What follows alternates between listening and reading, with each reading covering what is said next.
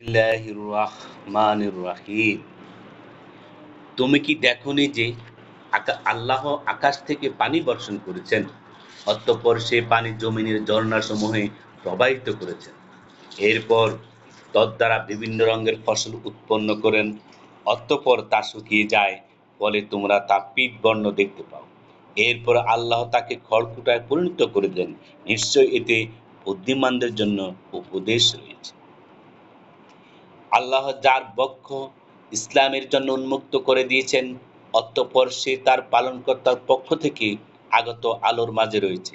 সে কি তার সমান? যে এরূপ নয়। যাদের অন্তর আল্লাহর স্মরণের ব্যাপারে কঠোর, তাদের জন্য দুর্ভোগ, তারা সুস্পষ্ট গোমরাহিতে রয়েছে। আল্লাহর উত্তম বাণী তথা কিতাব নাজিল করেছেন, যা সামঞ্জস্যপূর্ণ, পুণ্য পঠিত। এতে তাদের লোম কাটা দিয়ে উঠে চামড়ার উপর, যারা তাদের পালনকর্তাকে ভয় করে।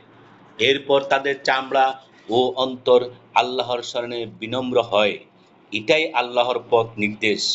এর মাধ্যমে আল্লাহ যাকে ইচ্ছা পথ প্রদর্শন করেন, আর আল্লাহ যাকে গোমরা করেন, আর তার কোনো পথ প্রদর্শক নেই। যে ব্যক্তি কিয়ামতের দিন তার মুখ দ্বারা অশুভ আযাব ঠেকাবে এবং এরূপ জালেমদেরকে বলা হবে, তোমরা যা করতে তার স্বাদ আস্বাদন করো, সে কি তার সমান? যে এরূপ নয়। তাদের পূর্ববর্তীরাও মিথ্যারোপ করেছিল, বলে তাদের কাছে আযাব এমনভাবে আসলো যা তারা কল্পনাও করত না। অতঃপর আল্লাহ তাদেরকে পার্থিব জীবনের লাঞ্ছনার স্বাদ আস্বাদন করালেন, আর পরকালের আযাব হবে আরো গুরুতর, যদি তারা জানত। আমি এই কোরআনে মানুষের জন্য সব দৃষ্টান্তই বর্ণনা করেছি, যাতে তারা অনুধাবন করে। আরবি ভাষায় এই কোরআন বক্রতা মুক্ত, যাতে তারা সাবধান হতে পারে। আল্লাহ এক দৃষ্টান্ত বর্ণনা করেছেন, একটি লোকের উপর পরস্পর বিরোধী কয়েকজন মালিক রয়েছে। আরেক ব্যক্তি প্রভু মাত্র একজন।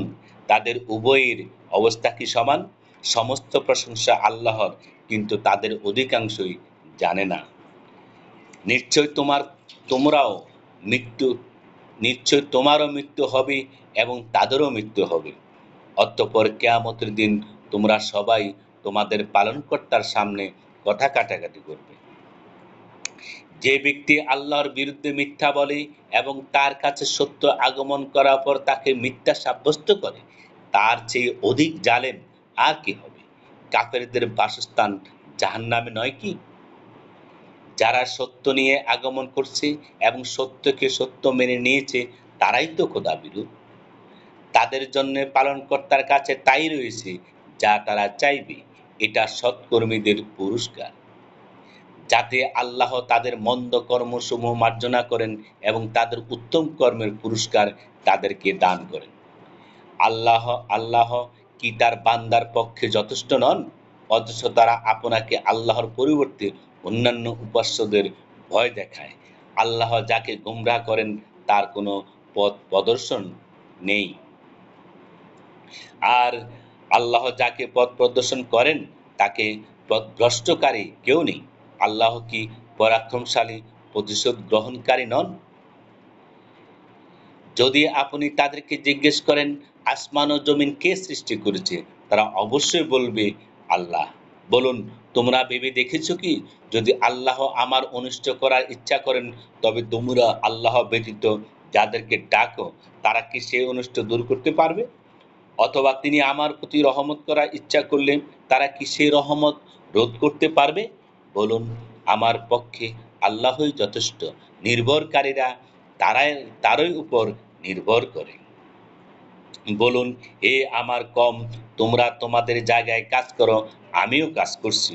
সত্তরই তারা জানতে পারবে কার কাছে অবমাননাকর আযাব এবং চিরস্থায়ী শাস্তি নেমে আসে।